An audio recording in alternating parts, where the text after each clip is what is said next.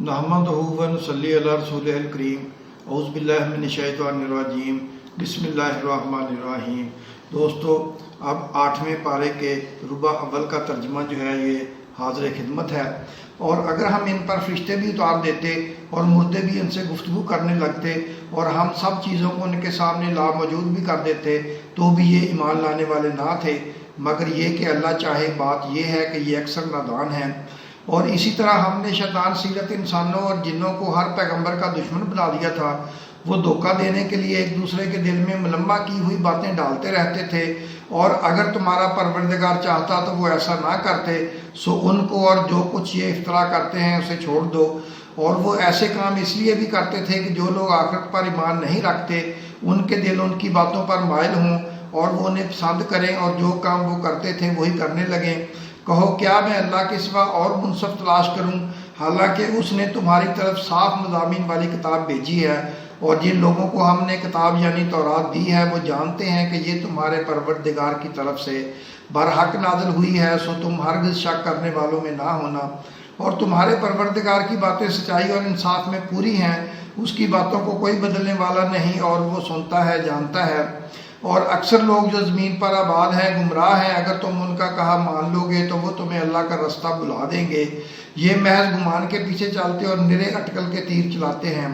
तुम्हारा परवरदिगार उन लोगों को खूब जानता है जो उसके रास्ते से भटके हुए हैं, और उनसे भी खूब वाकिफ़ है जो रास्ते पर चल रहे हैं। सो जिस चीज़ पर ज़िबा के वक्त अल्लाह का नाम लिया जाए, अगर तुम उसकी आयतों पर ईमान रखते हो तो उसे खा लिया करो।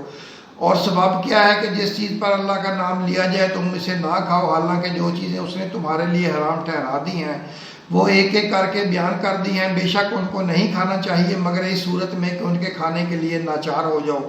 और बहुत से लोग बेसमझे बूझे अपने नफ्स की ख्वाहिशों से लोगों को बहका रहे हैं। कुछ शक नहीं कि ऐसे लोगों को जो अल्लाह की मुकर्रर की हुई हद से बाहर निकल जाते हैं तुम्हारा परवरदिगार खूब जानता है। और ज़ाहिरी और पोशीदा हर तरह का गुनाह तर्क कर दो। जो लोग गुनाह करते हैं वो अनकरीब अपने किए की सज़ा पाएंगे। और जिस चीज़ पर अल्लाह का नाम लिया जाए, अल्लाह का नाम ना लिया जाए उसे मत खाओ कि उसका खाना गुनाह है। और शैतान लोग अपने रफ़ीकों के दिलों में ये बात डालते हैं कि तुमसे झगड़ा करें, और अगर तुम लोग उनके कहे पर चले तो बेशक तुम भी मुशरिक हुए। भला जो पहले मुर्दा था फिर हमने उसको ज़िंदा किया और उसके लिए रोशनी कर दी, जिसके ज़रिए से वो लोगों में चलता फिरता है। कहीं इस शख्स जैसा हो सकता है जो अंधेरे में पड़ा हुआ हो और उससे निकल ही ना सके। इसी तरह काफिर जो अमल कर रहे हैं वो उन्हें अच्छे मालूम होते हैं।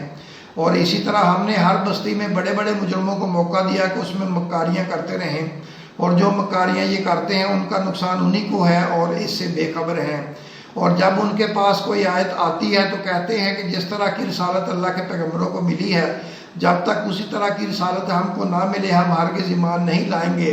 उसको अल्लाह खूब जानता है कि रिसालत का कौन सा मौका है और वो अपनी पैगम्बरी किसे अनायत फरमाए। जो लोग जुर्म करते हैं उनको अल्लाह के यहाँ ज़िल्लत नसीब होगी और अजाब शदीद होगा, इसलिए कि मक्कारियाँ करते थे। तो जिस शख्स को अल्लाह चाहता है हिदायत बख्शे उसका सीना इस्लाम के लिए खोल देता है, और जिसे चाहता है कि गुमराह करे उसका सीना तंग और घुटा हुआ कर देता है, गोया वो आसमान पर चढ़ रहा है।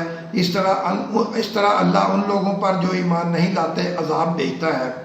और यही तुम्हारे परवरदिगार का सीधा रास्ता है। जो लोग गौर करने वाले हैं उनके लिए हमने अपनी आयतें खोल खोल कर बयान कर दी हैं। उनके लिए उनके अमाल के सिले में परवरदिगार के यहाँ सलामती का घर है और वही उनका दोस्त है। और जिस दिन वो सब जिन्नों इंस को जमा करेगा और फरमाएगा कि ऐ ग्रोह जिन्ना, तुमने इंसानों से बहुत फ़ायदे हासिल किए। तो जो इंसानों में उनके दोस्त होंगे वो कहेंगे कि परवरदिगार हम एक दूसरे से फ़ायदा हासिल करते रहे और आखिर इस वक्त को पहुँच गए जो तूने हमारे लिए मुकर्रर किया था। अल्लाह फरमाएगा अब तुम्हारा ठिकाना दोज़ख है, हमेशा इसमें जलते रहोगे मगर जो अल्लाह चाहे। बेशक तुम्हारा परवरदिगार दाना है, खबरदार है। और इसी तरह हम जालिमों को उनके माल के सबब जो वो करते थे एक दूसरे के करीब कर देंगे। या जिन्नों और इंसानों की जमात, क्या तुम्हारे पास तुम ही में से पैगंबर नहीं आते रहे जो मेरी आयतें तुमको पढ़ पढ़ कर सुनाते और तुम्हारे उस दिन के सामने आ मौजूद होने से डराते थे। वो कहेंगे कि परवरदिगार हमें अपने गुनाहों का इकरार है और उन लोगों को दुनिया की ज़िंदगी ने धोखे में डाल रखा था اور اب خود انہوں نے اپنے اوپر گواہی دی کہ کفر کرتے تھے۔ اے نبی، یہ جو پیغمبر آتے رہے اور کتابیں نازل ہوتی نہیں تو اس لیے کہ پروردگار ایسا نہیں کہ بستیوں کو ظلم سے ہلاک کر دے اور وہاں کے رہنے والوں کو کچھ بھی خبر نہ ہو، اور سب لوگوں کے بلحاظ مال درجے مقرر ہیں، اور جو کام یہ لوگ کرتے ہیں اللہ ان سے بے خبر نہیں، اور تمہارا پروردگار تو بے نیاز ہے، صاحب رحمت ہے۔ اگر چاہے تو اے بندو تمہیں نابود کر دے اور تمہارے بعد جن لوگوں کو چاہے تمہارا جانشین بنا دے، جیسا تم کو بھی دوسرے لوگوں کی نسل سے پیدا کیا ہے۔ کچھ شک نہیں کہ جو وعدہ تم سے کیا جاتا ہے وہ پورا ہونے والا ہے، اور تم اللہ کو عاجز نہیں کر سکتے۔ کہہ دو کہ لوگوں تم اپنی جگہ عمل کیے جاؤ، میں اپنی جگہ عمل کیے جاتا ہوں۔ ان قریب تم کو معلوم ہو جائے گا کہ آخرت میں بہشت کس کا گھر ہوگا۔ کچھ شک نہیں کہ مشرک کامیاب نہیں ہوں گے۔ اور یہ لوگ اللہ ہی کی پیدا کی ہوئی چیزوں یعنی کھیتی اور مویشیوں میں اللہ کا بھی ایک حصہ مقرر کرتے ہیں، اور اپنے خیال باطل سے کہتے ہیں کہ یہ حصہ تو اللہ کا ہے اور یہ ہمارے شریکوں یعنی بتوں کا۔